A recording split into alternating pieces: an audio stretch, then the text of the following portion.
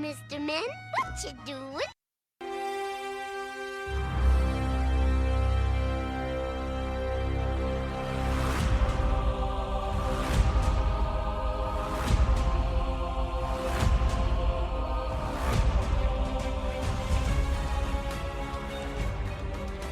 Welcome back, everyone, to another episode of Talking Smack, where we talk superheroes, movies, animation, and comics, plus so much more. I'm your host, Josh Scar, and joining me this week is everyone's favorite anthropomorphic cat, Alex. Alex, how you doing? Fantastic. I am feeling accomplished, and I will let you know why I'm feeling accomplished. Because, everyone, we're officially on YouTube. We have a podcast playlist on YouTube. I mean, we've technically been on YouTube a while. I did a couple of Let's Plays that no one watched besides me to make sure the sound balance was right. But yeah, yes. We're on the YouTube podcast stuff now. So if you're a YouTube podcast listener, hey, thanks for checking us out. Oh yeah, we have all 139 plus episodes. We have the bonus episodes. We have the limited edition Talking Lasso spin-off series that is there. Who said it was limited edition? Well, it's over now. Ended. But I mean, those episodes are up forever. Those aren't limited edition. But the other voice series. There you go. But the other voice you just heard there is Matt. Matt, welcome back. How you doing? I'm doing great. Hopefully our YouTube does not radicalize you. Well, I mean, if it's going to radicalize anyone, I think our points of views would be the better ones to be radicalized by, huh? That's true. Hopefully it doesn't lead you to... I was doing some test listens, and the next suggestion was the Earth is not round. And I was like, all right, let's dive into this a little bit. Yeah. Space is fake, man. It's actually just all a holographic projection. I fear, if you listen, not because of the content, but just because of the subject matter, if you listen to any episode about Star Wars that has Star Wars in the title, I fear what the next YouTube recommendation is. Oh God! For you, the episode where we have Matt from Decaying with the Boys, where I make the intentional joke about how birds are not real. That is a joke for the sake of a joke. That was not me purporting that birds are not real. Hopefully, the algorithm picks that up and sets you on the right path. All I know is Matt is here. Matt is my comfort spot, and I'm excited about that. Speaking of comfort spots, let's go hear from Antonio and Deanna over at the MILF and Me podcast, and we'll be right back. Face it, dating sucked in your 20s, gets worse in your 30s, and your 40s, forget it. It's a cesspool out there, and we're your flotation device. Join us weekly for saucy chat, ridiculous love gurus, and MILF-worthy fun to spice up your life. The MILF and Me podcast. Every Wednesday on your favorite pod platform. And the MILFandMePod.com. The MILF and Me podcast. Okay, I have to look that podcast up. Yeah, it's from Antonio. Of course you have to. I'm shocked you're not already listening. You should be listening to it right now as we're recording. And goodbye. Now let's have to talk over the audio. Well, Alex is out for the rest of the episode because we already know what he's doing. He's listening to the MILF and Me. But we're doing our What You Doing episode today, where we just talk about the things we're having fun with away from the podcast, and we bring it to the podcast, which makes it superfluous. But it's fun anyway because we get to talk about a bunch of different things, and we're going to kick it off with Matt. Matt, what you up to? What you doing? Oh boy, I am. This edition is Gamer Zone. It's a wild season if you are a gamer American. Stuff's coming out left and right, and I am playing tons of stuff. The first thing I'll talk about, I think maybe the one that I am least hyped about on my list, is I've been playing Assassin's Creed Mirage. Which is the newest game to come out from the series. It's been going for, I think this year is 15 years. This one is notable because it is very intentionally a big throwback to the original Assassin's Creed back in 2007. The last couple have been these big open world RPGs that are more focused on actual just combat and exploration. Origins, Odyssey, Valhalla. And this one is more streamlined. It's a smaller space. It's a smaller, more focused story where you're going from A to B, and it's giving you tools in the same way that you would have used in Assassin's Creed 1 and 2, smoke bombs, blow darts, things like that. Okay. Yeah, it's all structured in terms of like cases where you're like doing a couple small quests surrounding like a main quest. So you're like, oh, this is the quest where you discover this clue or this clue or this clue, and then that all leads to a big main quest that is usually some kind of assassination, but not necessarily. And yeah, the story is kind of like nothing. It's kind of boring, which is also in line with the original Assassin's Creed. You play a character named Basim, who is originally appeared in Assassin's Creed Valhalla, but he is an assassin in 9th century Baghdad. And it's mostly just that, where you're an assassin and people are like, oh, we got to stop this guy, go get him. But, you know, the gameplay loop, especially if you're someone who's been playing these games forever like I have, is fun and kind of like comforting, a throwback. There's nostalgia there, at least for me. I'm enjoying it. Yeah, that I like the sound of that because I have Assassin's Creed Valhalla. I played about 20 minutes of it and I had to put it down because I couldn't figure out where to go for my missions or like how to progress anything.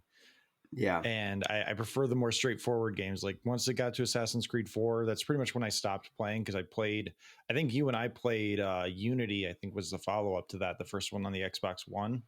Yeah. And I had no idea what to do, let alone like how to play with my friend that we were allegedly in the same game with.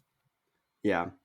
Yeah, I think for me, I made a mistake playing the Assassin's Creed games because I got like a bundle, and I started with Black Flag, and I just played the crap out of that. I wailed, I sea shantied, I loved it Yep. all, and then I tried going backwards, and I was seeing how You Assassin's Creeded wrong.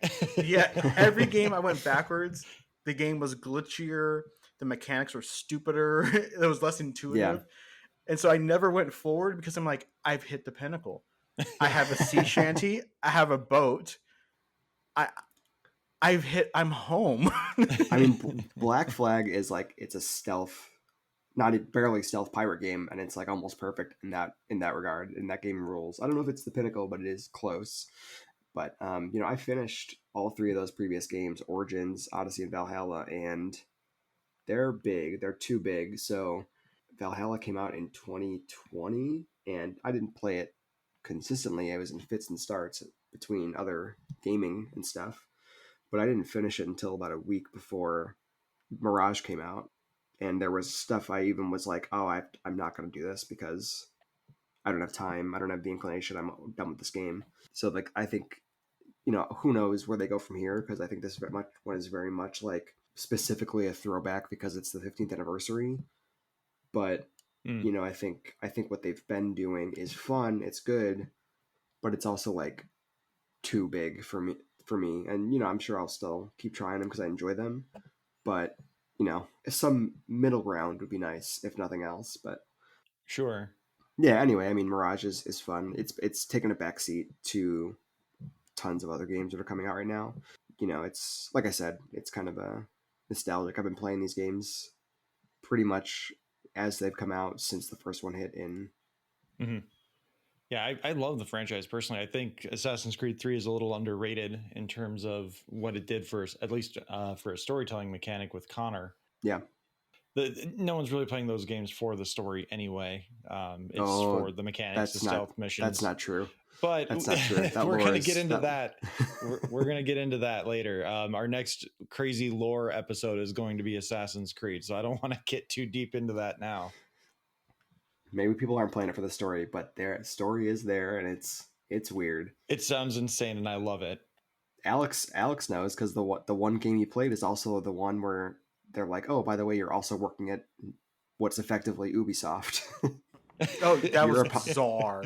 Yeah, you're a pirate, and also you're at Ubisoft. Yeah, like they actually like scan their offices to put it into the game of like, oh yeah, you work here, you need a badge to enter this area, and you can sneak around this desk. I'm like, I've seen this building before. Yeah, here's an iPad. I've seen Go scan some presentations QR here. codes. Yeah, scan some QR codes and solve some puzzles. Oh yeah. All right, Alex, what you doing? Well, I'm on episode 51 of the MILF and Me podcast titled "Fuck My Work Wife," and I'm excited. Where is this going?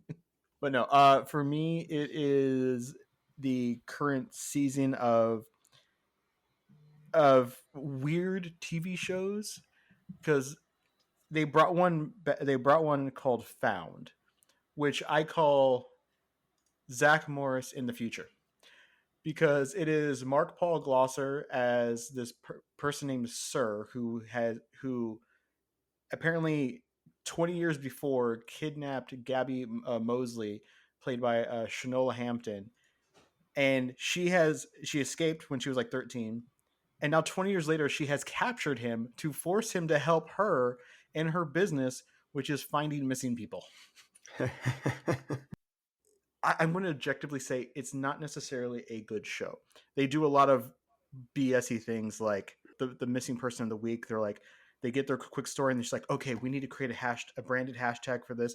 We need to have 3 press conferences, and then like one scene later, all right, it is trending all across the country. Everybody's looking for this person. It's like, that's not how social media works, and that's not how any But It's the new internet. It just works the way the Yeah. screenwriter needs it to work. yeah, but I'm obsessed with the interactions every episode they flash back to when she was younger, played by a different actress, when she was kidnapped and this life. And so you have him younger. They have dyed his beard and everything. And he's very charismatic, but very sinister. They flash forward and he assists her with their cases, and he's still manipulating her, but she has him chained in the basement. And which is great because they don't do any like makeup. They just he has a gray beard now. He didn't then. So apparently he's aged a day and forgot his, Just for Men.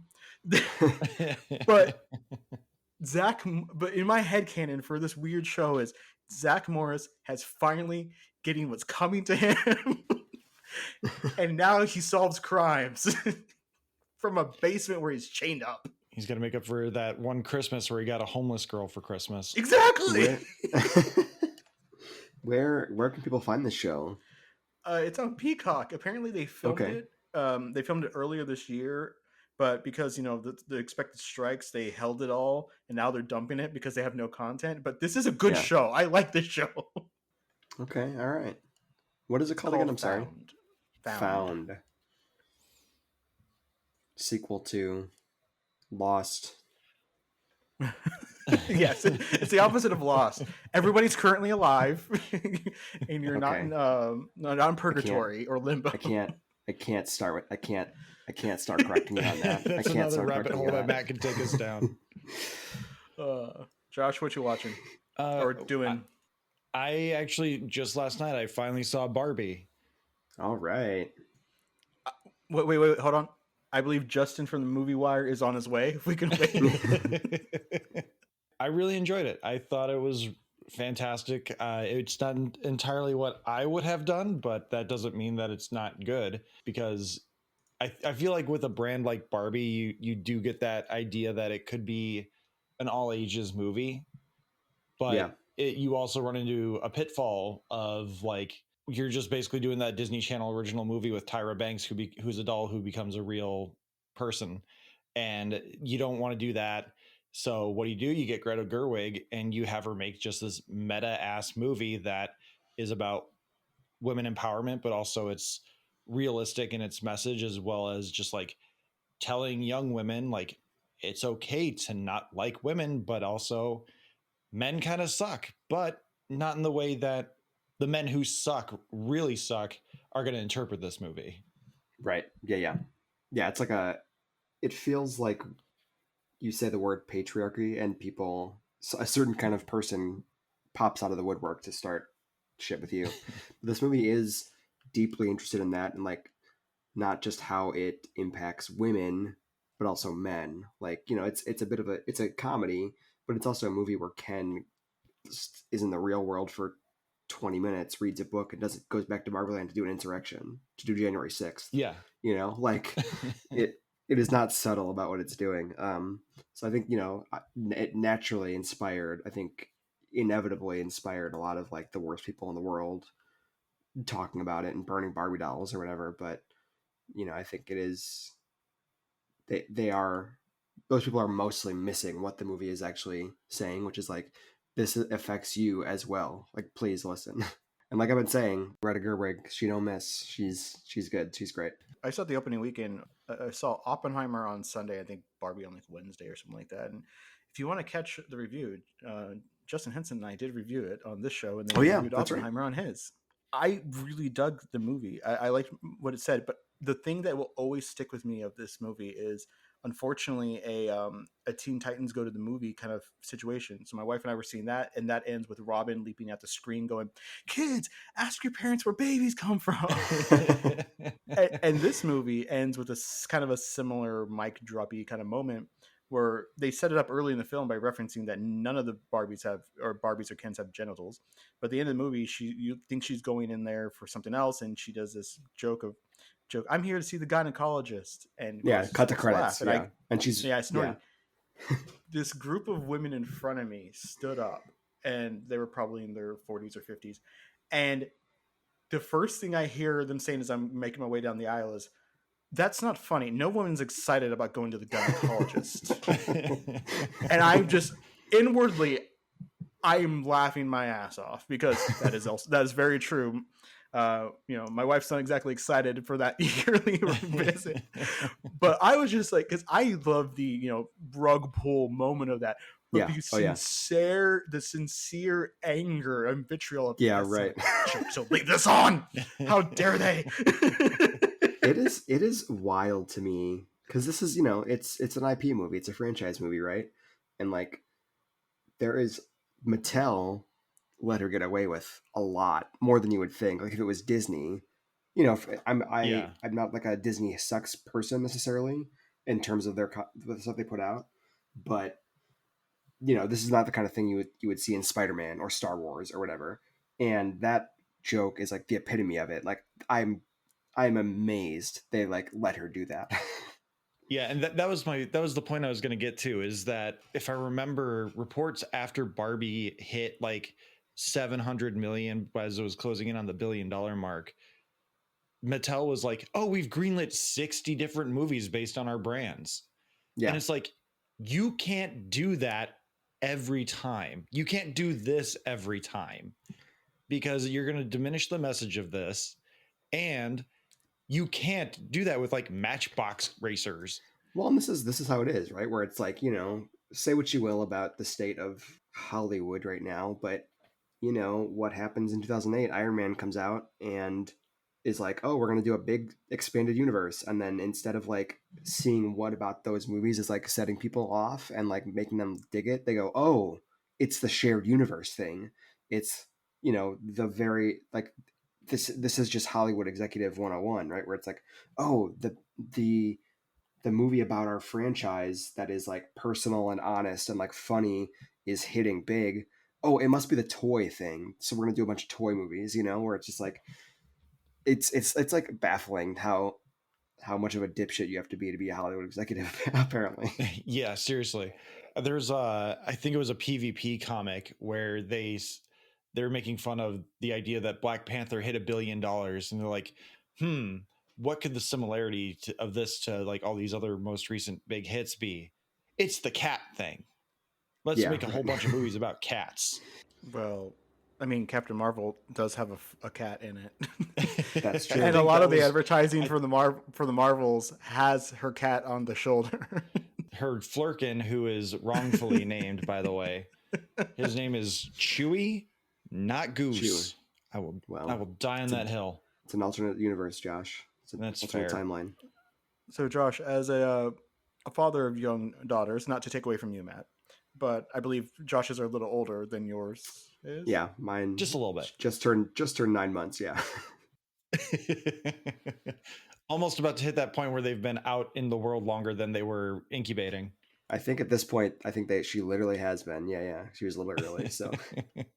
So was this a you and Ricky movie, or did you? This was have a me like and your Ricky oldest movie. Okay. From what I had heard, this definitely needed the mom and dad screening beforehand. Okay. So this one I'll probably hold off for 3 more years, maybe, from the oldest, and we'll see how she reacts then. I don't think she's old enough now to just be like, "Oh, look, real world Barbie." I think that novelty wears off after the first like 20 minutes. and then it starts getting into the message, and that I think she just won't. I don't think she would hate it. She'd just be like, I don't understand. This isn't Barbie's life in the dream house. Yeah, it's maybe a little old for aiming a little higher than she's ready for. Here's a question. Do you ever wonder what the alternate universe is like where the How I Met Your Mother spinoff starring Greta Gerwig gets picked up? Oh. Right after, like, what would pop culture look like if that show went for 10 seasons and she didn't make Little Women or Lady Bird or this? See, I don't know, because I swear that there's a demo of that episode out somewhere and that it was super bad.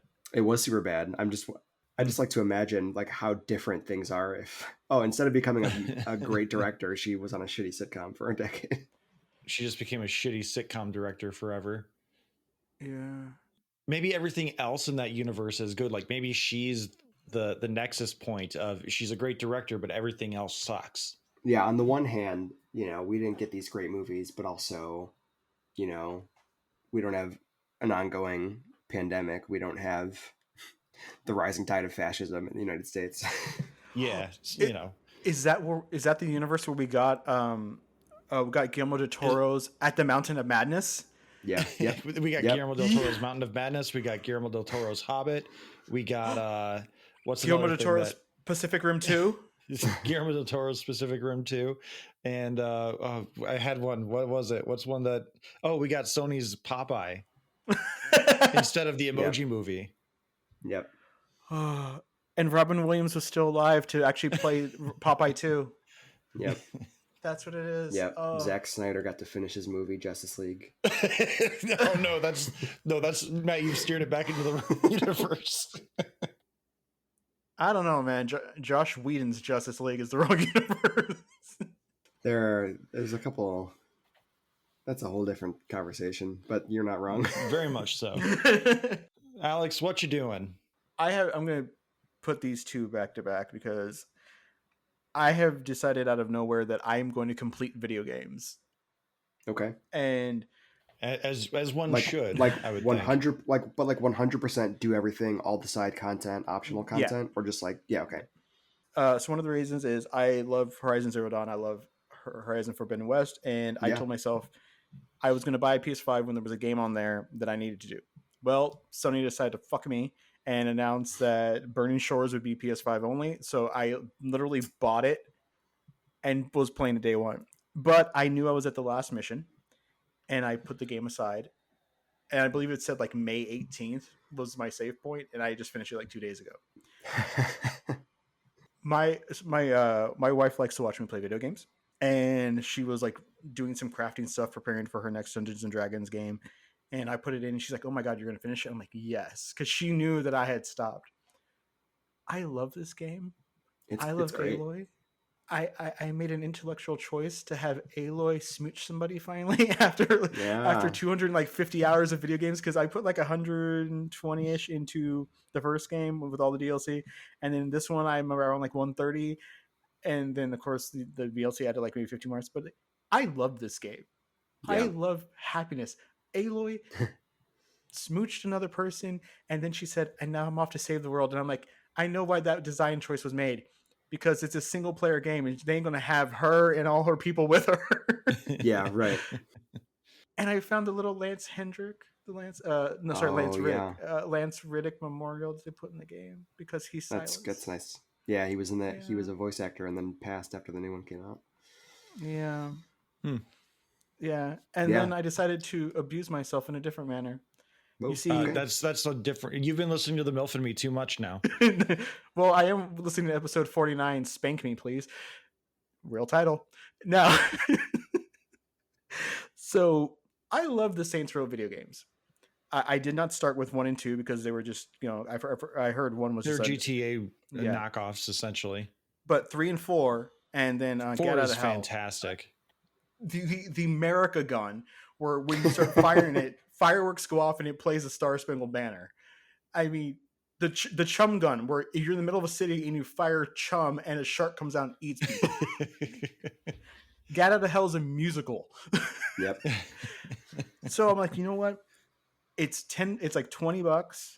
It's $20 with the DLC. I'm going to play this, and I started it, and it's not good. The graphics are The the reboot. Saints Row 2022. The graphics Yeah. are buggy. The combat is loose and weird.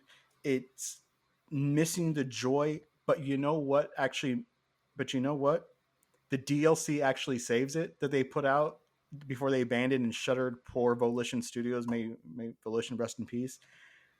Because the best part of Saints Row 2022 is the side quests where you cosplay. There's an entire thing they call the Dustlanders, where you dress up in cardboard and you're LARPing. One of your crew is involved with it, and you have to defend. And you actually go out there and you're dressed in cardboard suits and you're firing little dart Nerf guns. And when you're firing, she goes pew pew pew pew pew. Incredible. Because you get it customized, which is why I love these games. The Saints Row games did it right in that you have a customized character. You get it's been this way since at least 3, where you have your customized character. You choose the gender, you choose the look, you choose the voice, and they don't talk. They just call you boss. Yep. Boss, we're going to do this. Hey, boss, we need help. It is very empowering to just be able to decide this is the person and facade that I want to be, my avatar. And this game continued it, just person calling you boss. So my boss is female, and she's running around going pew pew pew, and she's firing dirt guns. And the DLC and continues the storyline where they involve magic in it, and now you're running around with like juice bottles pretending to resurrect your fallen people. The game's terrible. I love it, and I had to finish it because it's so stupid. I hated every moment of it, but I love this damn game. Playing Saints Row 4, I chose to play as a woman character as well, but they got me in the customization because they just had Nolan North as a voice. Yeah. And I ran around with a woman character with Nolan North's voice. I did not care. It was the best thing ever.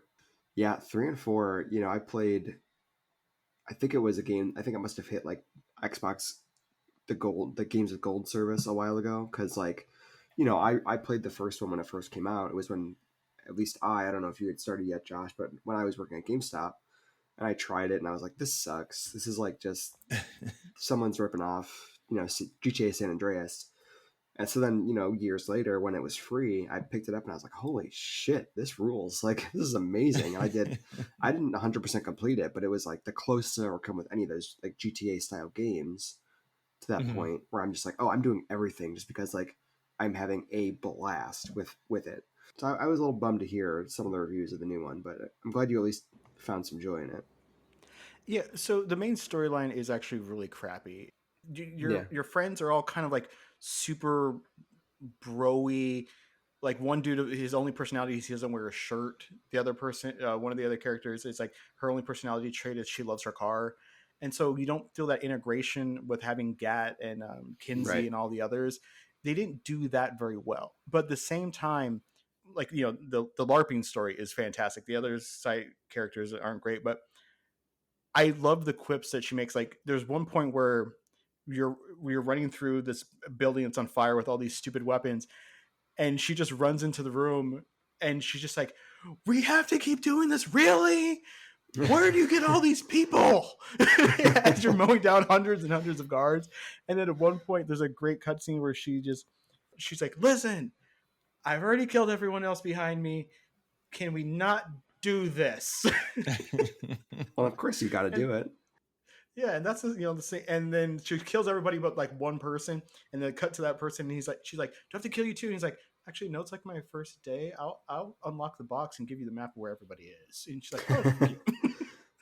I mean, there are funny, clever moments with that, like that. You can just kind of tell that this has been in development for like 8 years now, and the engines are weird. Like some parts, like really, the graphics really pop, other parts don't. But if you just want to shoot them up weirdness with stupidity, and it's worth the $30 that it was. And Volition didn't deserve to go down like this.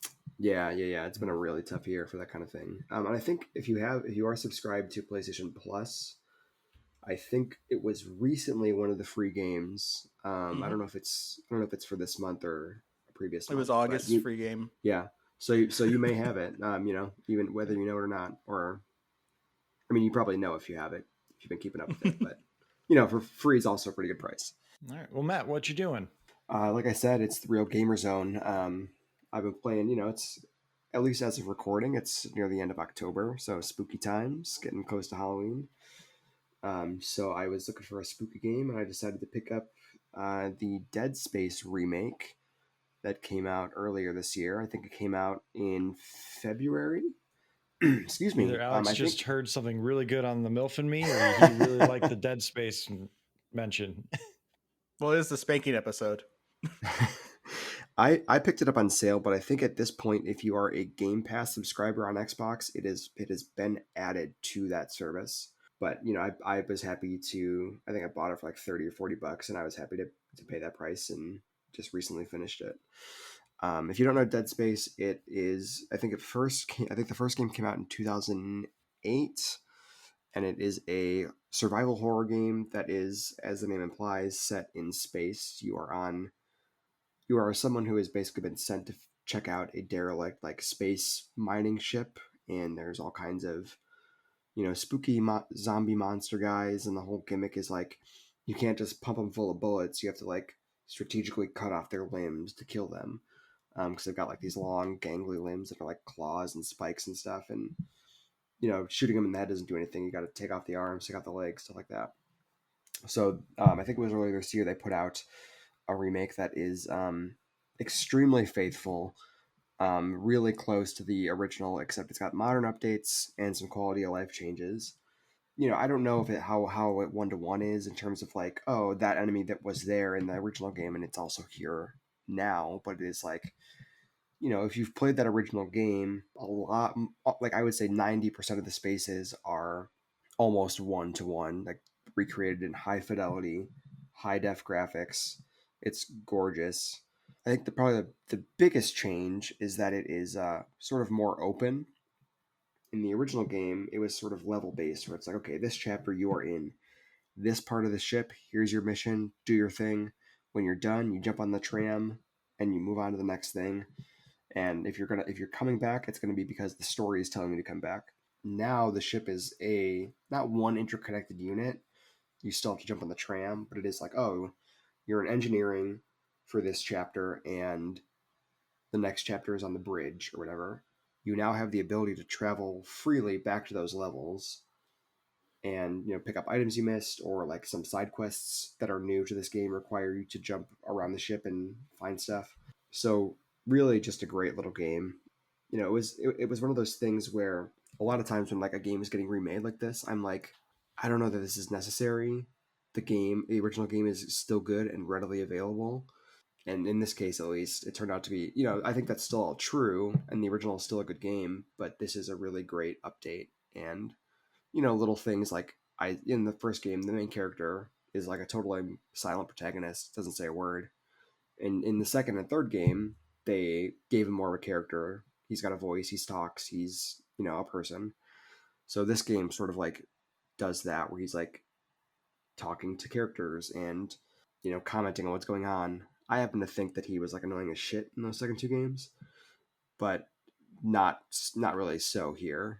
Anyway, great game. If you're looking at this point, I think if I'm doing my math right, this may come out after Halloween, but it's still winter, still spooky, still fall. So if you're looking for something spooky, I would say give it a shot. Yeah, this is one of those games I haven't played the remake, but I did try the original. And if I remember, that was the first game I ever played with my Turtle Beach surround sound headsets. Oh, that was a mistake. Yep. The sound design in that game is fantastic, but it creeped the hell out of me. And as everyone knows, I don't like scary things. Yeah. So I put it down immediately.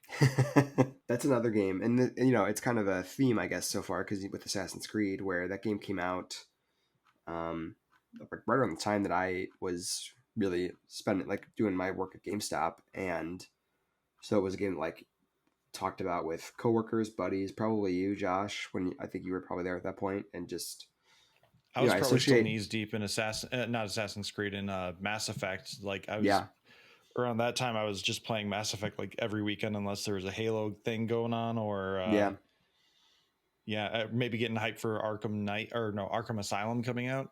I think that was 2009. Yeah. But it's a game I associate with like a very specific time in my life that is a bygone era now.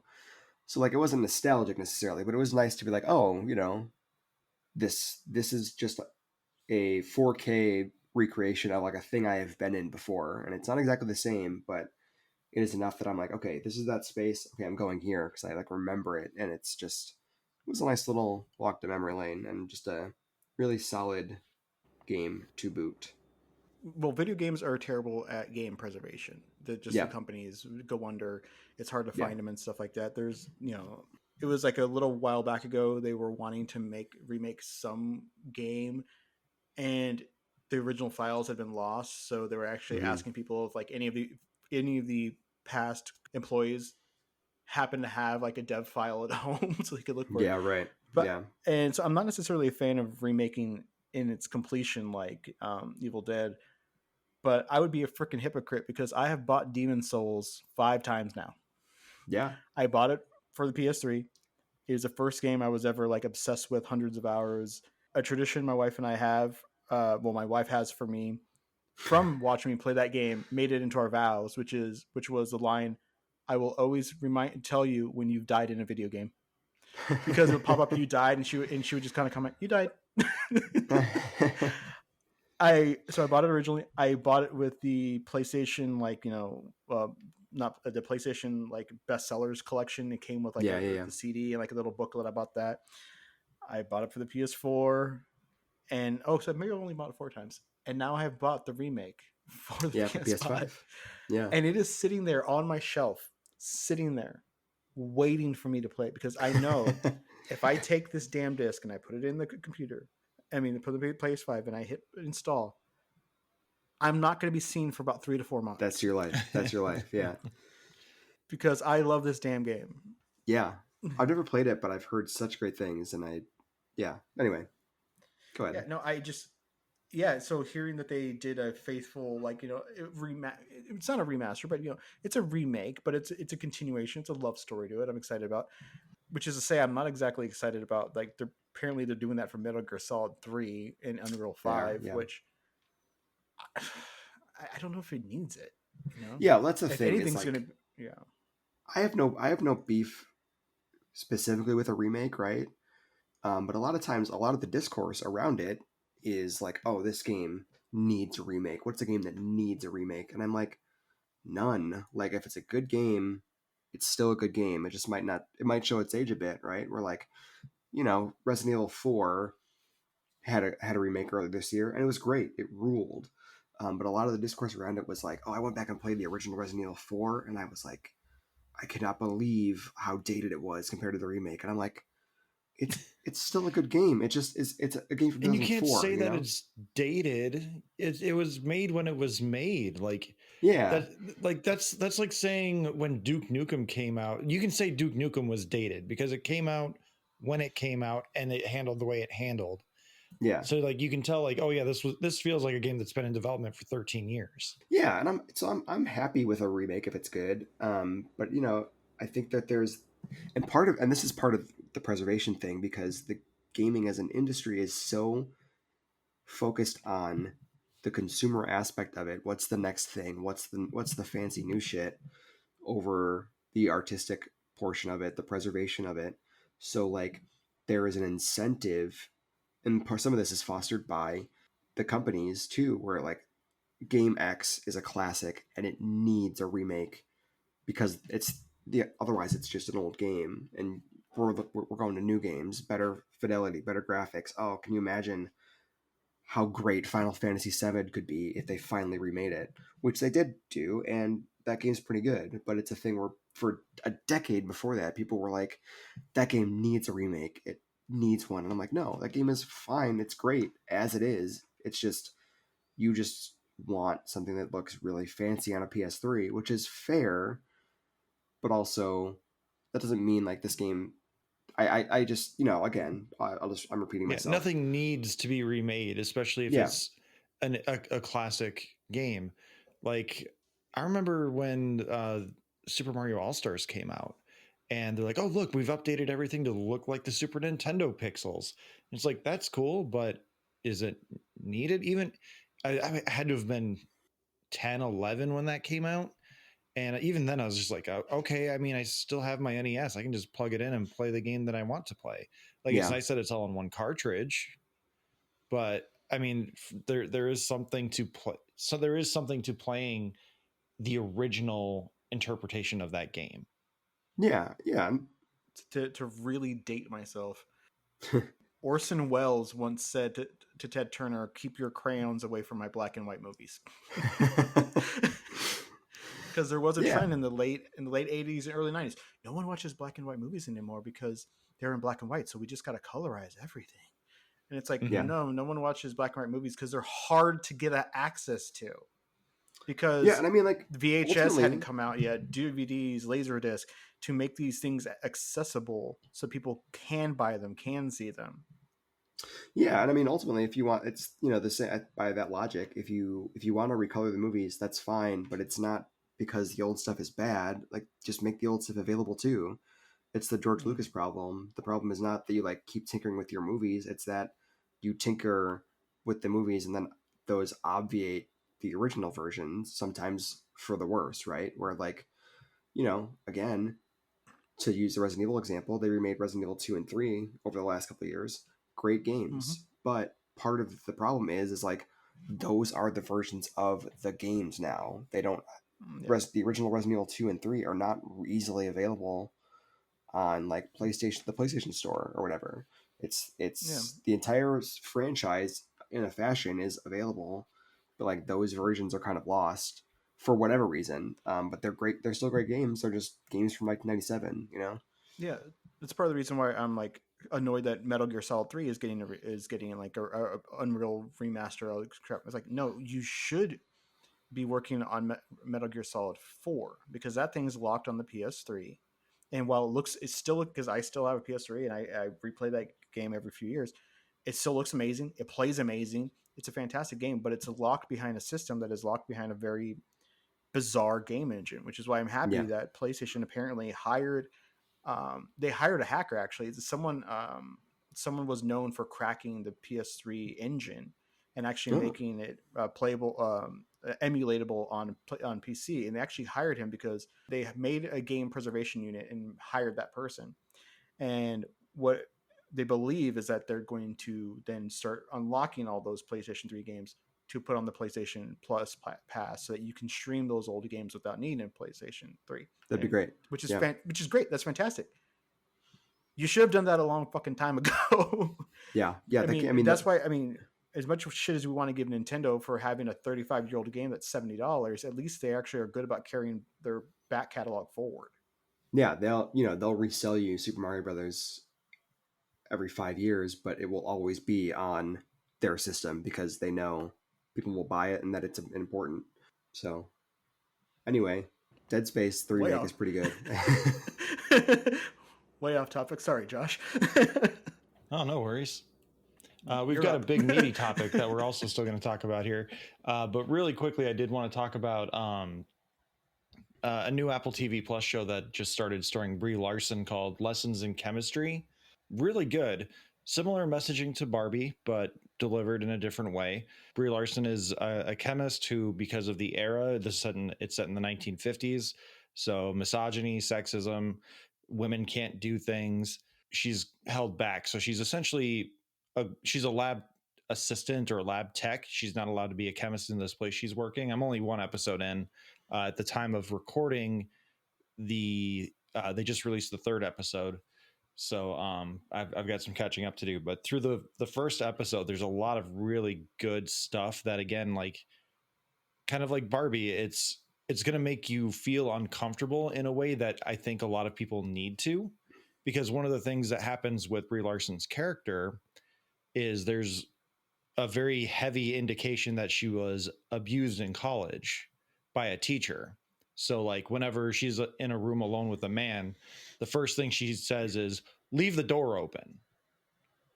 Yeah. And it happens a couple of times in the first episode where someone doesn't acknowledge what she says. And so like her supervisor comes in, shuts the door behind her, and she says, I would prefer it if you leave the door open, please. And she just like is not hearing him because she's having a panic attack and PTSD. and she's just like trying to get the door open. And then in another moment where later on in the episode, she's kind of made a friend who is like the big scientist in the area where there's undoubtedly going to be some kind of love interest going on. He's so excited to tell her something, but it has to be told in private. So he shuts the door, and she's again like, Calvin, you need to open the door. The door needs to be open right now. I need the door open. But he's so excited trying to tell her this thing that he's had a revelation about. He's not hearing her. It's this really interesting both sides of a coin where she's with someone she trusts in Calvin, but she still doesn't trust him enough to leave the door shut. And then she's with her supervisor who she wouldn't trust as far as she could throw him. And both of them are just like, do not shut that door. And it's really good and powerful. And I really can't wait to get more into it because the hook of the show is that somewhere along the line, I assume in like episode 2, she gets fired from her chemist job, and somehow she gets hired on to become a TV cook or a TV chef. And she uses her chemistry experience to create these like masterful dishes. Yeah, I haven't seen the show, but it's been advertised to me quite a bit whenever I'm, on Apple TV, which has become like quietly like the app with the best originals. They only have originals, but they're all that everyone I've seen is like quite good. Yeah, and I this, at least through the first episode, I'm very interested in this. It's very well acted. There's some characters that are character actors that you'll see show up. You're like, oh, I know that person. But Brie Larson doing Brie Larson things, being a very good actress, and giving a very good performance. Set in the 50s, so they've set up a lot of really good stuff. And I recommend it after one episode. But Alex, have you played Spider-Man? Before we do that, can I do one quick thing? I just want to mention, as long as it's Star Trek related. It's not. Damn. I know we want to get to Spider-Man, but I just want to be our first Star Trek free what you doing? I think it might be. Oh no. Super Mario Wonder came out this last week. I know you didn't get a chance to play it, Josh. I played a little bit of it. I've been playing mostly co-op with my wife, and I just want to say quick, I know we want to get to Spider-Man and really kind of enjoy that meal. But it's a new 2D Mario game, the first one in a while, and it's chef's kiss. It's already, it's great. It is like Nintendo at its most inventive and creative, just in the few levels I've been able to play. Really wonderful art style that is like sort of a new approach for Mario. Not like drastically so, but it's like reminiscent of like claymation or like a particularly creative like 3D movie, like animated movie. Just tons of character. Like something that they that happens is like when you go to jump on a Goomba, at some point in the arc of your jump, they will notice, and like their face is like this horrified like scream. Not like it's not horrified necessarily, but they're like, and you can't, listeners can't see what I'm doing, but like their mouth agape, their eyes wide, and it's just like, as soon as I noticed that, I was like, oh, it's wonderful. It's a really wonderful little game with lots of really neat touches. So, it's not quite a full what you doing because I've only played a little bit of it, but it's good. I'd recommend it if you like Mario. Nintendo, you done did it again. Reggie, you did it. I have heard that Wonder is like the best 2D Mario since Super Mario World, or like that's how it's being heralded.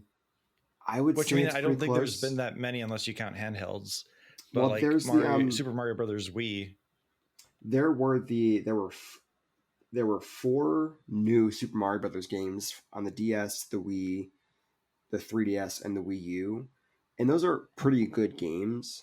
But I think they kind of get the short shrift now because like they all looked exactly the same. They had the same art style, and they were all very similar, and they all came out within like 3 years, like four of those games in 3 years. It was a lot.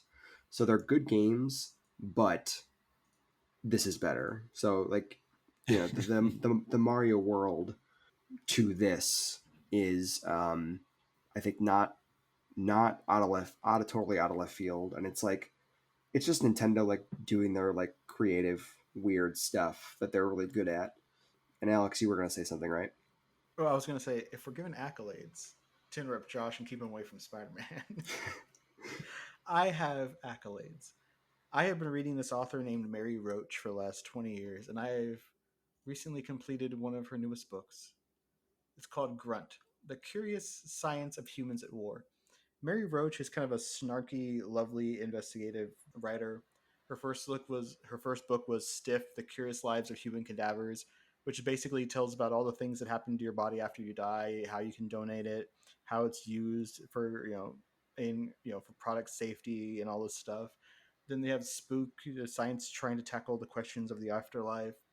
She had one of my favorite damn books, which is called Bonk, the curious coupling of science and sex, about like how tough it is for science to actually investigate or get funding to actually study sex and reproduction and stuff like that. And she tells this incredibly humorous story in that one where she and her husband get an MRI so that they can actually see how people, a male and female, join together. But to get proper studying of that, he has to be stimulated. They have to freeze while the MRI does its clunky thinking thing, and and they're being talked to about, can you hold that position, please, and all this stuff. And my favorite part of that is apparently at the end of it, because you've been in there for like 30 minutes in various poses while the machine does its thing. And apparently the preview are like, okay, we're going to turn off the camera now. So if y'all want to finish, go ahead. She did one called Packing for Mars about all the things that NASA's doing to try to prepare for that. But this one's called Grunt, and it's about our military, the veterans, the injured veterans, the things they're doing for safety, the things that they're doing for preservation. And it is quite a powerful book in which you find out just kind of like how much the government tries to do, but also how much the soldiers themselves fail to do. And that like one of the biggest things is hearing loss. And if you are a soldier without hearing loss, you kind of feel stigmatized that you are not doing your job, even though they're giving you they're giving you earplugs and these materials. You're working with people who have suffered hearing loss, who aren't using the equipment and stuff like that. And another one is that they're trying to assist soldiers who are injured. And there's a program that they're doing there where they try to preserve your ovaries or sperm in case something happens to you and you're not able to physically reproduce. And how difficult that is to get these young men and women who are going off to war to actually submit to such a procedure, because of course you're going to live, you're going to be fine, right? Yeah. Stuff. And she's just one of my favorite authors. I recently just finished the book. I had picked it up in 2017 and stopped like 50 pages from the end. And Kindle was like, would you like to pick up where you left off? I'm like, I didn't finish this. Yeah, I guess I will. Yeah. Yeah, and I finished it, and it ends with this very, very powerful chapter about the process that happens, and the process that happens when you've unfortunately passed away, and the military review of everything that could have been done to save you. And that chapter is just kind of heart-wrenching, because she starts off the book, part of the book, with she goes to like not live fire exercises, but exercises where they have people volunteer to be victims or injured, soldiers and stuff like that, and how much money is actually put into very, very realistic bleeding like dolls, but also they have people there. And then it ends with, some of these soldiers actually don't make it back, and this is what happens. And I like Mary Roach. She's very witty, she's very sarcastic, she's very fun. But I just want to give an accolade to a book I actually liked. Yeah, I've heard a lot of good things about her stuff. I've got several of her books in this house. My wife reads her, but I've never gotten around to it. So maybe I will finally pick one up. Yeah. Sorry, Josh. It's time Well, for that's Josh. fine. It just means the listeners got to listen a little bit longer to us. Josh, I believe 16 minutes ago you asked a question. What was that? Alex, have you had a chance to play Spider-Man 2? I have not played Spider-Man 2, but Josh, update. I figured out how to move my PS4 save to my PS5, so I do have my save file for Spider-Man. All right. And Miles Morales and the Miles Morales DLC is good. Yeah. Oh All yeah. right. Well, spoilers ahead for Marvel Spider-Man 2 on PS5. Minor spoilers. I'm not that far into it. Minor spoilers. Yeah, I'm like 3 or 4 hours in. I just hit level 15 yesterday morning. So like I haven't picked it up since I got the suit that comes with that one, which I'm very excited for that one. Yeah, so we may won't spoil certain suits. Well, I think it's fair game for It's not like it's a story essential suit. Yeah, I think I've already seen the IGN, Kotaku, GameSpot ranking of all the suits, so they already went, and that was ranked an hour after the damn game came out. Yeah. Yeah. Well, I mean, they get their review copies, but I mean, I'm having a lot of fun with the game. I was nervous about the web wing mechanic, like how convoluted is it going to be. It does kind of feel like a cheat in some circumstances, but with as massive as the map is, I do think it was a necessary thing because web swinging is only going to get you so far so fast. Yeah, I think it's really good. The minor breakdown. It's the follow up to 2008's Spider-Man game on the PS4. If you liked that game, this is just that but bigger. And if you didn't like it, then I don't know that there's anything here for you. But it's the same basic gameplay loop. It's the big open world with the city, swing around. There's random crimes, there's story missions, there's side stuff. But yeah, I'm really vibing with it so far. And both this and the Miles Morales game that came out in, I want to say 2020 when the PS5 hit, both of which were very similar for me, where I just really open world games. I like them. I like exploring those worlds. I'm almost never the kind of person who does everything, who gets 100%, who gets a platinum trophy, whatever. Spider-Man and Spider-Man Miles Morales are both games that I did literally everything. And on a long enough timeline, I'm almost certain that's going to be the case for this as well. Spider-Man 2018 is the first game I ever platinumed. Yeah. I don't care to do trophies, and I think I ended up doing like all but 11 trophies just by playing the story and doing the things I was doing. And I was like, screw it, I'll see what I can do. Yeah, because that one of the great if you like trophies, if you don't, whatever. But one of the great things about the game is I think Insomniac, the developer, makes it not easy because you have to like put in the time and put in the effort. But some games are like, if you want to get all the achievements or whatever, you have to play New Game Plus on like impossible difficulty or whatever. This game is like, there's got the one. We're just gonna you're gonna get most of it just by playing the game, and it's like if you do the side quests, you're gonna get a trophy, or if you do the story, you're gonna get a bunch of trophies, and just it's a fun completion process, which some of those games are not. I'm not generally a completionist, but with these games I am into it. So I have a question because I haven't played it yet, but are you guys aware that the Chrysler building is missing from the game? It's been missing since Miles Morales. Yeah. Apparently there's some kind of licensing issue where I believe it's either a Saudi or an Arab company now owns the Chrysler building, and they are being very stringent on its usage in alternate forms of media.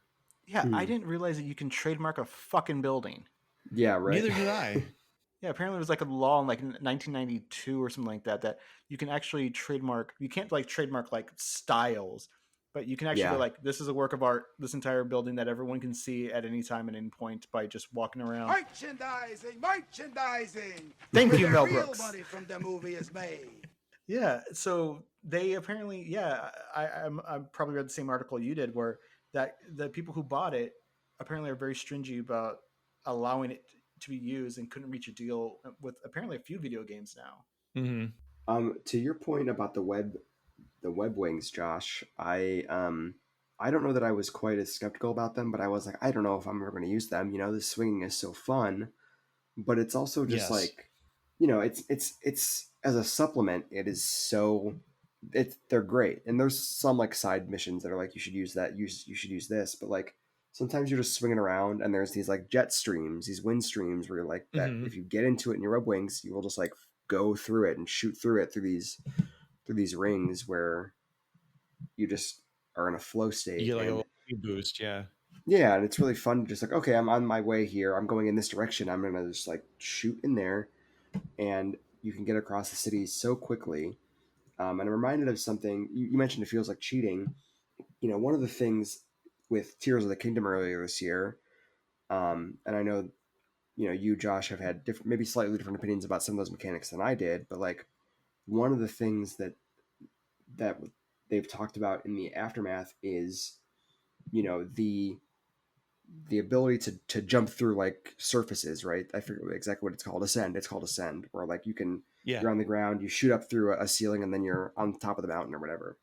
That came about because like they were using that as like a development tool. We're like, okay, we need to get around quickly, so like this will unlock this ability. And then they're like, wait a second, this is fun. Like sometimes cheating can be kind of fun, and so it kind of feels like in it's in that vein of cheating where it's like kind of, it's not maybe necessarily a Spider-Man-y thing to do, but it is like cool and fun and doesn't hurt anything in a way that reminded me of that specific aspect of Zelda, and I'm really vibing with it. Yeah, and to the point of the web wings as well, I do want to talk about at least the opening sequence, where the tutorial sequence, essentially with the giant Sandman fight. But one thing the game kind of, we'll say, blew its load early on me was in the opening sequence. Wait. Did you just say Spider-Man blew Yes. his load on you Yes, you did. early? Yeah. I believe that is episode 20 of the MILF and Me Kinky Winky that you're referencing. So the opening sequence of the game, when you see Peter and Miles, is Peter is now a teacher at Miles' school, and something's happening. The Sandman's attacking, and he's become a kaiju. And so Miles has this really funny moment where he's like, "Mr. Parker, I need you to help me go to the bathroom." And so they run up to the roof and they see it, and Peter's like, "I'm so gonna get fired." And they start web swinging, and then you take over as Peter, and I'm swinging, and as I'm getting across the Brooklyn Bridge, I see Miles gliding. I'm like, why can't I do that? And then throughout the sequence with the Sandman, you eventually get to a point where he like chucks you a really long distance, and it's like, "Hey, press triangle to deploy your web wings." I'm like, "Oh, I couldn't do that while Miles could do it while he's an NPC." That's a pretty funny that feels like a thing you were not supposed to see, because like, Yeah, exactly. And that's what I'm saying. Like they blew their load a little early, because I'm like, why can Miles do this right now? Why can't I do this? Like, how do you do this? Because it's a thing in the story where Peter's the like, web wings, it's like, woo! My technology is working. Like it's supposed to be this big cool moment. Like I saw Miles do that like 15 minutes ago. Yeah, and Miles is like, "Are you sure? Did you test them? Are they going to work?" Exactly. Yes, I forgot about that part. Yeah, Miles is like, has it been tested enough? He's like, "We're going to do the test now." So the entire time you guys keep talking about the wingsuit, which is in a game that just came out, I'm thinking of the wingsuit from Saints Row 2022, which has the same mechanic where you fall and you pop out your wingsuit, but then you hit little circles to boost up, and I'm like, man, I hope it works better in the Spider-Man game than it does in that, because that's clunky as hell. There's like air vents and stuff that you can like find, and it'll propel you vertically. Okay. Yeah, I've not played Saints Row, but in my experience, it's very smooth, and basically it's just if you're in this little stream, you're moving mostly kind of on a path and then you can like kind of dip out of it at any time and just keep your momentum going. And it's a good way to like, because the city is bigger, they've added a bunch more boroughs. There's like one of the giant rivers that's like cutting through it. I forget which river it actually is in New York. So like, not easily web swingable if you're trying to get across.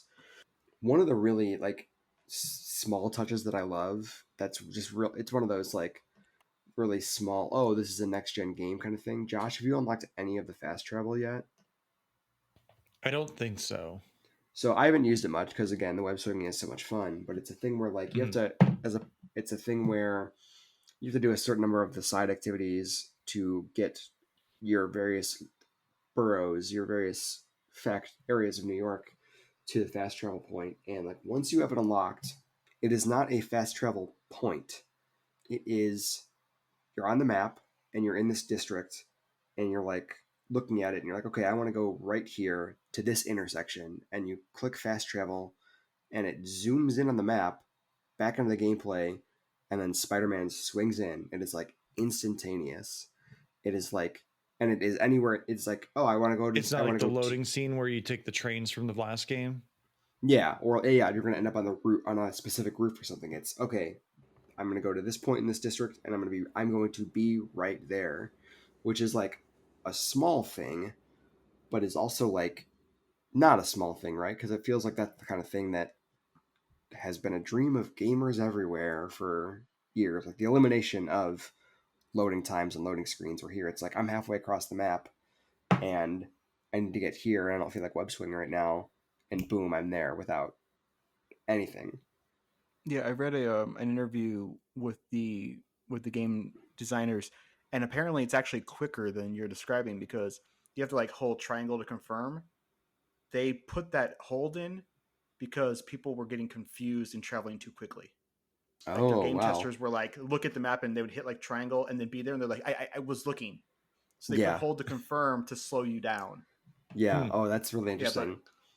Yeah, I haven't run into too many gamey things that really like take me out of it.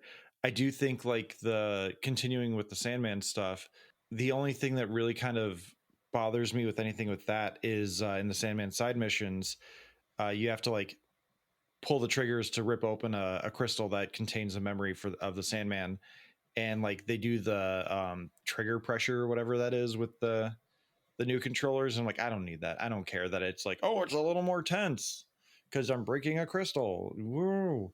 I like those are little things that like I don't need. Like I can say they're a nice touch, but it doesn't add anything for me.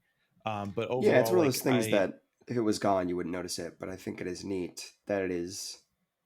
It's a thing that it's a thing that PS5 controller can do that a lot of games don't use. So it's nice to see it more than it's like necessary. yeah, yeah, and it's something that Sony invested money in, so they were like, this is our big Sony game, so we gotta make sure we utilize it in some fashion. But it does showcase the PS5's capabilities really well. Like there are little moments where a podcast will turn on and you'll hear like a little jingle come from your controller, but there's things happening on the screen too, and like they do a really good job of immersing you into the environment through stuff like that. Another thing that I so minor spoilers again. I'm doing everything I can to stay away from spoilers because I'm gonna try and beat this game by the time like the month of November is done. But the game opens with Norman Osborn giving Harry the symbiote, like just he kind of like touches Harry on the shoulder and the symbiote rolls off of Norman onto Harry. And so like I'm wondering, is the game trying to curveball me and say that Norman is going to be Venom or Harry's going to be Venom? Because I think they confirmed Eddie Brock is not in this game. So like there's a whole thing of like who is going to be Venom. And I feel like it kind of has to be Harry, but I'm also very invested in what Harry's doing early on in this game because he's like it created this foundation that's named after his mom and Aunt May, and there's all sorts of stuff happening where I'm like Harry seems very genuine, but they're also taking some like really interesting aspects of, or interestingly taking aspects of really bad Spider-Man movies and throwing them into this game to be like, look, these storylines can work if we get the time. Because like you've got giant Sandman in a Venom based Spider-Man game. Can I You've ask you got for some Harry Osborn with clarification? a disease. So Can I ask like, you for some clarification? Did you just say a yeah, bad Spider-Man movie?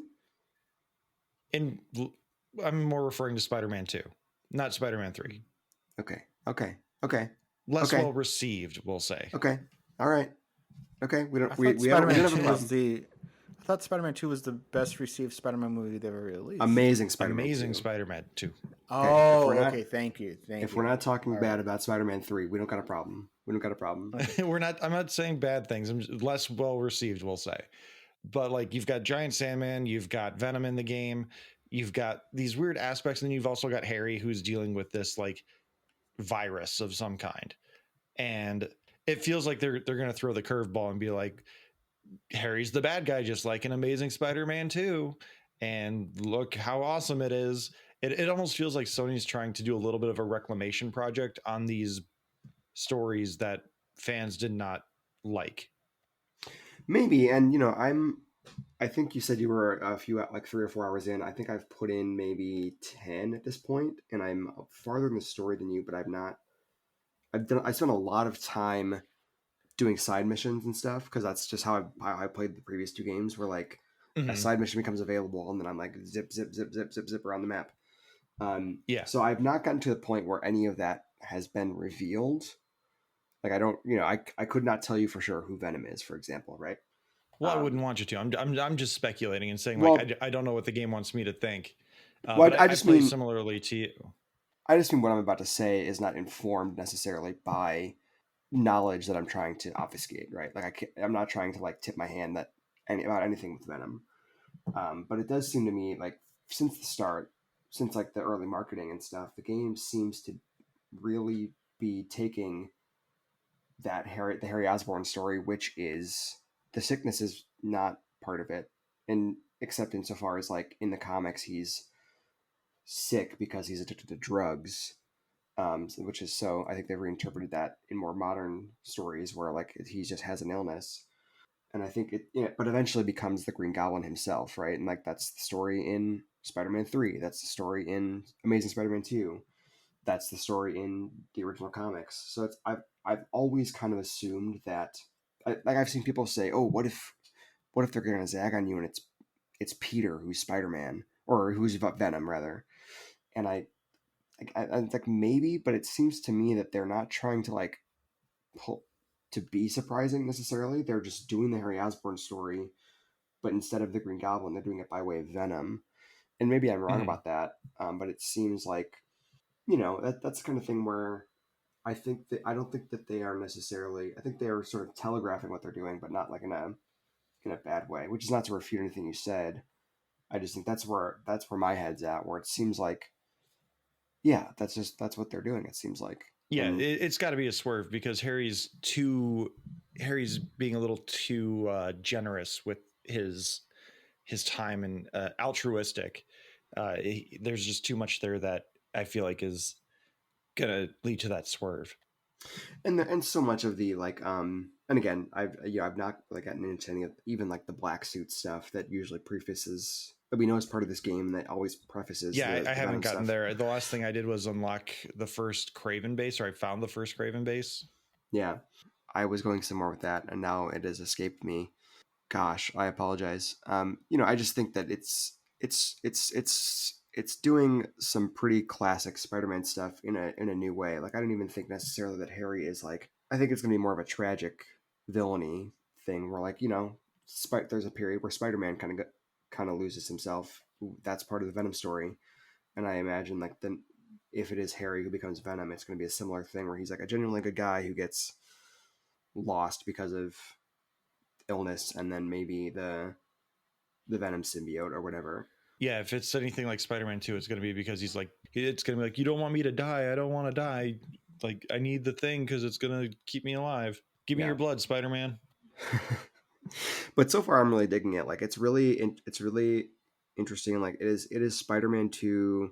It is a sequel to this original game, and Miles Morales in every way. Like, it's so like every character I think for the most part who is alive at the end of those games has been followed up on at this point with in both those games. Like in that from characters from Miles game are showing up, and it's following from Spider-Man 1, and it's like kind of there's like a recap video you can watch, but it kind of just throws you right in where like it expects you to know who Miles's kind of crush, who happens to be a deaf girl, is because who was a side character in the Miles game. It kind of expects you to kind of remember what went on with Aunt May and Miles's uncle, which is like very cool. Where you know it's just a lot of I don't know. I'm kind of rambling, but it's just a great game that I'm really having a lot of fun with. Yeah, I don't think it's Game of the Year quality stuff, but I do think it's really good. Like it is arguably the best Spider-Man game they've made because of the improvements that they've made. Like you can switch between Peter and Miles on the fly. You just open Yeah. up the app through your controller and you can be like, I want to be Peter now. I'm going to be Miles. And they feel distinctly different through their combat styles and through the way they swing. And they do a great job with all of that. So are you saying that Spider-Man 2 is better than Spider-Man 2, or are you saying that Spider-Man 2 is better than Spider-Man 2? Because to me, Spider-Man 2 is the best Spider-Man game of all time. Well, I think you're right. I think I am. Yeah, it's hard to disagree. But there's there's some side activities that only one of the Spider-Man can do, and it's really neat. Where it's like it's not like you can't do this. It's hey, Peter can do this one. Do you want to switch to Peter? And then other little touches were like they decoupled the crimes from the completion in this one, which I appreciate. Oh, But also good. means I haven't been doing a ton of them. But when I have been, the first one I did, I like zoomed in and I was like, armored car robbery or whatever, and like I got there and Miles is already there. He's like he is wailing on those dudes. So then Yeah. it's like a mini Spider-Man team up, and then at the end he's like, okay, see ya. It's just Yeah, That's really cool. really neat. And I do appreciate in like the car chase sequences, they get rid of the button mashing of the square button. Like you just you web up one guy, Peter webs up the rest of the car, and then he stops it, or Miles does. Like it's real nice streamlining of a lot of the things that became annoying after so long with other ones. Yeah, and like I think the first game had the thing where it was like it had the suit powers, right? Where each suit had an associated ability that you could turn on and off. Once you unlocked it, you could just equip it whenever. And they've done away with that in favor of just more streamlined options, either like on as part of your gadgets, as part of your powers, or as part of like their skill trees. So Mhm. that's useful too. Where like you could just get all these things as opposed to like, oh, I really like this ability, but that means I don't get that ability because it's a suit ability and you have to pick one. Just really thoughtful, like you said, streamlining the mechanics. And I really like I I love unlocking suits in these fucking games. It's so good. I Yeah. unlocked, minor spoilers. I unlocked the Spider-Verse noir suit today, Ooh. and it's incredible. It's great because in I want to in the Miles Morales game they had the suit that was based on Into the Spider-Verse, and it animated like the movie where like they're taking out frames of Yeah, that was a animation, so it has suitability. So you yeah could actually tie that to other suits too, which was kind of cool. But I mean, yeah obviously, it looks better in the Into the Spider Verse suit. yeah, and this is the same way where like you've got that sort of kind of unique animation, but also it's the Nick Cage character from those movies. He's got the big flowing coat, which is great. It is. I was running around in it, and I was like, man, this looks. It's chef's kiss, chef's kiss. I've only got like half the suits, I think, but I'm still like, I'm trying to stay unspoiled for what I haven't gotten. So sorry, Josh, that I spoiled that one for you, but No, I've just seen that one. I saw someone doing the. I don't know if you know about the Rubik's cube trick. oh, I think I've heard of that. Is that where you like glitch out and become a cube? Yeah, well, no. If you do a dive off of a building, if you hold down and square while you're falling, Peter will just kind of go into a crisscross sit, and he'll pull out a Rubik's cube, and Oh he'll yeah, solve the Rubik's cube while you fall. So that's it's kind rad. of like doing like the flips and the spinnies, but it's during the free. You can only do it during a free fall, which is really cool. That's 'Cause, awesome. like someone unlocked the noir suit, and he's like, "I had to do it," and then they did the Rubik's cube. That's really good. I know you have a certain opinion of Carnage, which I'm more or less in line with you. Where I feel he's kind of superfluous, but he's a villain that, if done written well into a story, can serve a really good purpose. With it being a symbiote story, do you want to see Carnage in like a DLC story, or do you want to see Carnage in? I don't think they would do Carnage in Spider-Man 3. I just feel like that would be like treading extra ground that's already covered in this game. But would you want to see Carnage in these games at all? Well, I'll tell you what. I think we are going to find out how we feel about that sooner rather than later. I'll say that. Sooner or later. I'll say that much. Having played some more of the game. I don't think that answers my question. I'm asking your opinion. Like, if if it is confirmed or like whatever, we find out that Carnage is coming to this game or the sequel. How excited is Matt, or how Well, ambivalent is Matt? I don't know. I mean, I don't necessarily like hate Carnage, right? I think that there's a time, and in some ways we're in that time now in the comics where like they can get a little symbiote crazy at times, right? Where everybody loves symbiotes, so we're throwing symbiotes at the wall and seeing what sticks. And that sort of starts with Carnage. So I don't have a problem with Carnage if they, for DLC or a third game, which I think is almost certainly going to happen at this point because it's like one of the best-selling PS5 games to date. I'm okay with seeing it, but I would prefer, considering that we know this game is so Venom centric, I would like to see them focus on something more in a macro sense, right? Something else. So I don't want it to be like the first game is Dr. Octopus in a larger sense, the second game is Venom, and then the third game is Carnage. If you want to do some Carnage stuff on the side, I'm not beefing with it.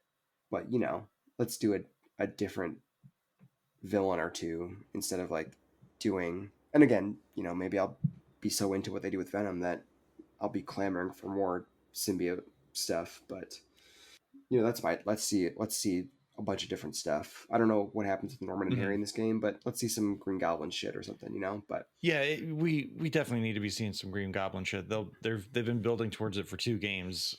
Yeah. So unless they throw a random Green Goblin into DLC or at the end of this game, which I doubt, yeah. I don't know why the third game wouldn't be Green Goblin centric. And like I said, I think that I will say that I think they have Carnage on the brain. God, I hope to what not. degree that becomes manifest, I guess, remains to be seen. I am tired of Carnage. I find Carnage stupid as fuck. And I want Carnage to be left in the 90s where he deserves to be. Carnage is just stupid. Unless it's Carnage- She Carnage is hot. Just like Carnage, She Venom. Carnage But is great when it's just like, we need a story that is just a villain who is just like on a rampage and doesn't have anything else going on. Like everything is about this guy like going on a killing spree or whatever. The only problem is that you can only do that story so often.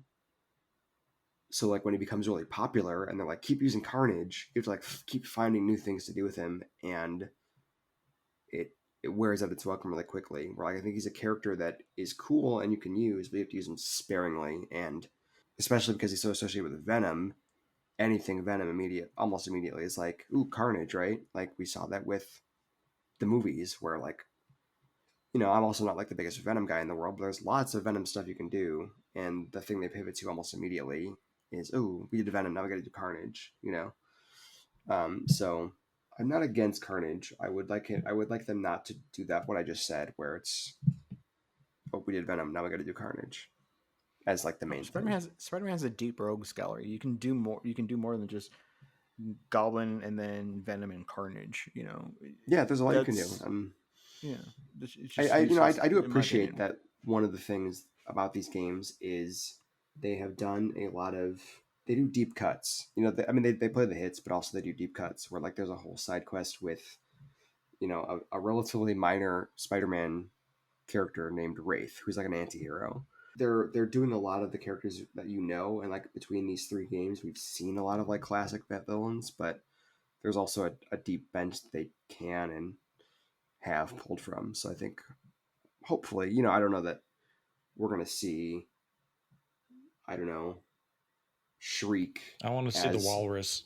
Hey, I'm down for that. Do a Walrus, I think whatever the main villain is of Spider-Man 3 or the DLC is going to be someone that you would expect, like someone who is probably like headlined a movie or is part of a major story from the comics. But I would expect lots of like other little jobbers to show up too. All I know is if they do a stupid thing where they announce the DLC and the main bad guy is Kraven, so that they can actually pimp the Kraven movie at the same time, Sony can go fuck themselves. Well, I'm pretty sure that was the idea with Kraven being one of the main antagonists of this game, is they could tie it into Kraven's Last Hunt and promote the trades of that, as well as Aaron Taylor Johnson as a version of Kraven, whose dad I believe is Russell Crowe in the movie, who is like the Sergei Kravenov. Who the hell hasn't Russell Crowe fathered? I mean, he fathered Superman, he fathered Hercules, he's fathered Kraven. I mean, the dude gets around. I mean, has anyone? He's making movies, making songs, fighting around the world with his steamboat tugger. All right, well let's get out of here, guys. We've kept everyone a little longer this week, but I think this has been a really fun what you doing. Matt, Spider-Man's you want good. to tell everyone about the Discord? Yeah. I mean, if you like what we've done here, talking about random nerdy shit for an hour and a half, if you like, especially if you like me going off on tangents and repeating myself over and over again, and you want to see all that stuff and more in the text form, then the Discord is where it's at. It's a good time, good people, lots of Star Trek talk, unlike this episode. So yeah, come join us. All right, well, thank you, Matt and Alex, for being here tonight to share what you're doing. Don't forget to join the Discord. Follow us on all the social media platforms, Talking Smack Pod, including YouTube, where you can now find our podcasts, as well as Blue Sky, Instagram, Threads, Hive Social, Post News, Facebook, TikTok, and Lonnie's website. Email us what you doing at tsmackpod@gmail.com. Our questions, comments, concerns, reviews. Thank you to Leo Allen for our musical themes, Beppo for our original avatars, Retro Whale Studios for our Ricky avatar. Please like, subscribe, rate, review on your podcatcher of choice. If you're on YouTube, smash that like button. I've been waiting forever to say that. But most importantly, thanks everyone for listening and take care. And thank you, Antonio and Diana from the Milf and Me podcast for this musical remix.